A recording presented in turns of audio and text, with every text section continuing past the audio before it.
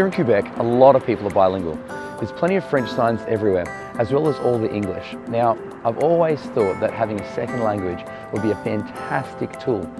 Having said that, I've never got around to it myself. Bonjour, je m'appelle Joshua. Je m'appelle pas français. Vraiment bien. Va blanc bien. I think. See, it's not my best skill.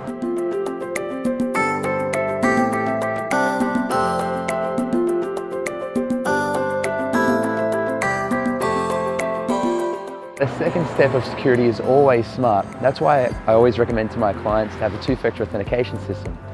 Now you might be asking, what's all this in non-geek talk, Josh?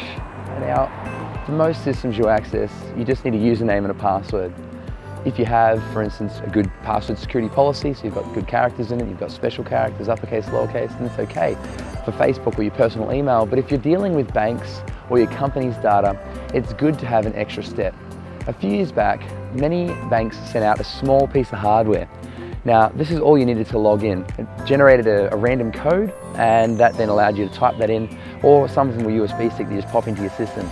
There were similar systems for computers, where you needed a physical thing to plug in beforehand, before you could log in.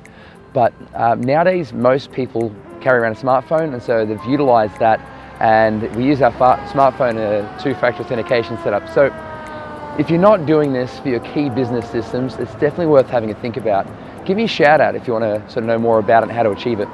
It's very simple to put in, and ultimately means that someone's going to have your smartphone as well as your username and password, making things very hard for a hacker, where traditionally if you just had a keylogger, they could have just jumped into your system. So something to think about.